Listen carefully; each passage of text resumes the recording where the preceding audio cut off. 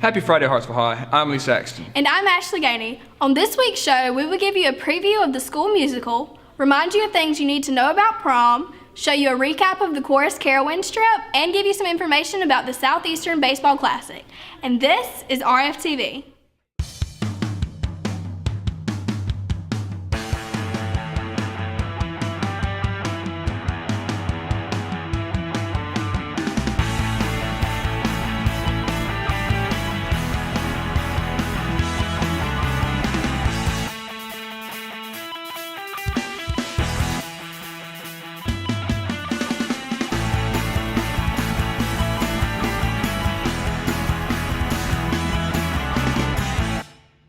Let's get into the first report.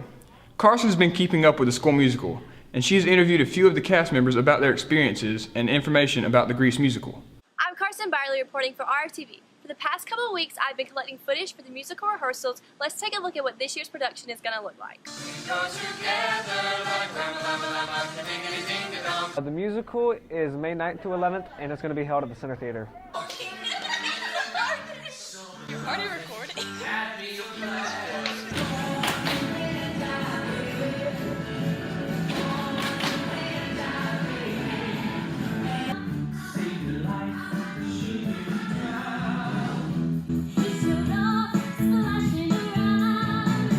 I feel like the production is going good so far. I really think the community and the Hartsville High School students are going to be very excited when they come and watch Grease.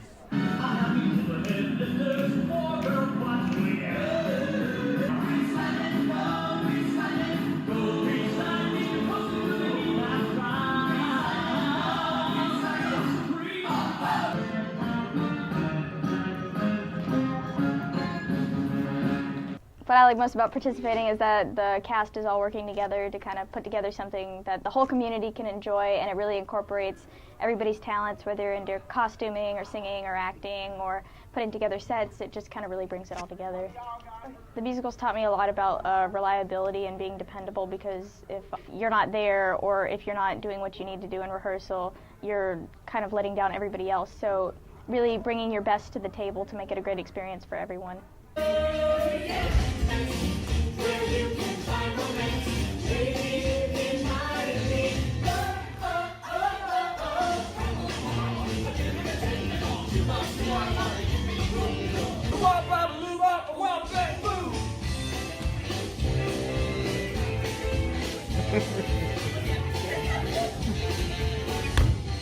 Now back to Ashley and Lee. I know many of you are excited about prom tomorrow, but there's a few things you need to remember first. Parking on the grass at the country club is not allowed. The pool is also off limits during prom. Make sure that both you and your guests have a valid ID and you both have your prom tickets. Most importantly, remember to have fun, but stay safe. There will be consequences for anyone who misbehaves at prom. The HHS choirs attended their yearly competition at Carowinds in Charlotte, North Carolina on Friday, April 5th. The HHS singers and the freshman select choir both performed once they arrived to the park, and then had the rest of the day to have fun with their fellow choir members and guests. Both choirs did well, as the advanced choir received a 2, excellent, and the freshman choir received a 1, superior, with 1 being the highest. Each year, Ms. Camacho's Spanish students do a Hispanic food project where they research recipes from an assigned Hispanic country and then prepare those dishes for class. On Wednesday, the students brought their food in to share. Our own Carson Byerly took part in the project and brings you some more about it. I'm Carson Byerly reporting for RFTV. This week, Ms. Camacho's Spanish class did a Spanish food project. Let's take a look at how it went. Hola, yo soy Señora Camacho. Today we had a Hispanic food project where students had countries assigned to them of Spanish-speaking countries, and they had to research recipes to make a main dish, a side dish, and a dessert from the countries that they were assigned. This project was designed with the intentions behind it to broaden the horizons of Hispanic culture. Most people think that Spanish speakers only come from Mexico. There are 21 different countries that have the official language of Spanish, and now they also know what the food tastes like from these 21 countries.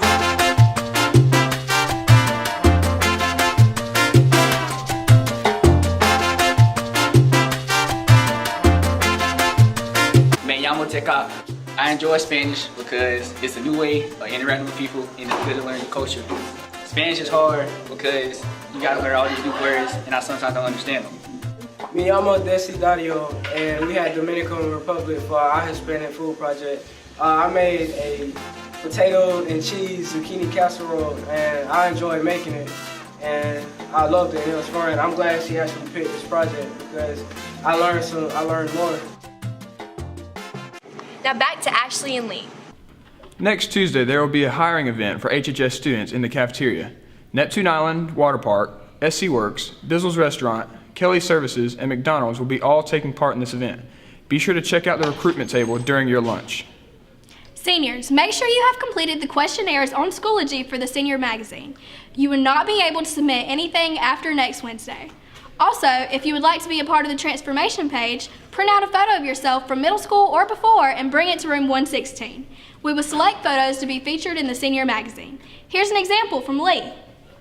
Now let's head to the cage for sports with Jacob. Thanks, Lee. Next week, the varsity baseball team is hosting the Southeastern Baseball Classic. Check out my in-depth preview of the SBC. Okay, so today I'm here with Coach Ganey, who is the head varsity baseball coach of the Red Foxes.